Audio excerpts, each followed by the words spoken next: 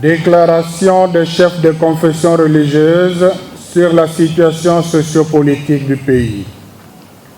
Le prophète avertit le peuple, confère Ézéchiel 33:6, sourate 103. Nous, chefs de confession religieuse, membres de la plateforme réunis au centre interdiocésain du 23 au 24 janvier 2020, dans le cadre de notre collaboration, nous sommes penchés, entre autres, sur la situation actuelle de notre pays que nous jugeons préoccupante et avons décidé de faire cette déclaration pastorale.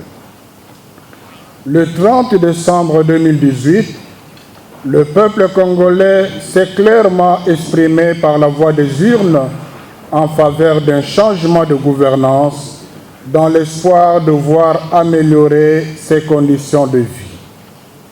Une année après, nous sommes heureux de constater quelques avancées pour lesquelles nous félicitons et encourageons toutes les personnes et institutions impliquées, particulièrement la coalition au pouvoir.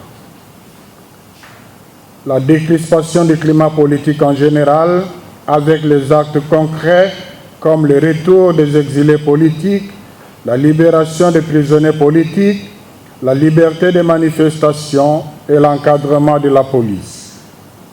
La sensibilité des autorités aux difficultés de la population, surtout en cas de sinistre.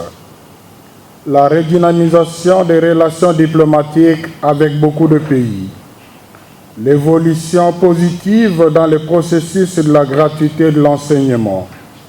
Les progrès de nos forces armées dans la partie orientale du pays, notamment dans le nord et le sud Kivu et en Ituri. Par ailleurs, le pays fait face aux grands défis qui, s'ils ne sont pas affrontés de façon responsable, le changement que le peuple congolais a souhaité de tous ses voeux restera un vain slogan.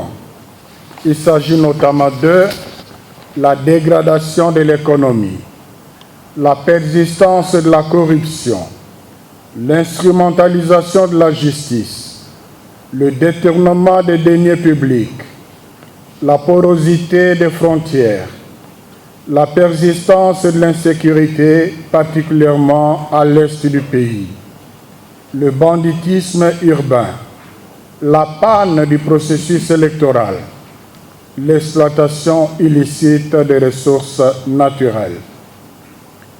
S'il est vrai qu'en une année, on ne peut pas tout changer, notre préoccupation est d'autant plus grande que les alliés de la coalition au pouvoir qui sont censés travailler dans la cohésion pour faire face à ces défis s'illustrent, surtout ces derniers temps, par des querelles et des disputes de nature à compromettre la chance du décollage du pays.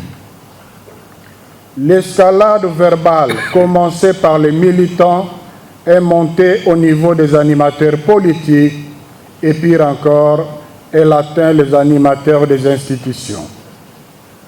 Nous en appelons au calme, à la modération dans le langage et au sens de responsabilité de tous les acteurs sociopolitiques. En outre, nous comptons rencontrer à tour de rôle les animateurs des institutions étatiques et d'autres personnalités en vue de partager notre vision et apporter notre contribution pour l'avènement d'un Congo prospère.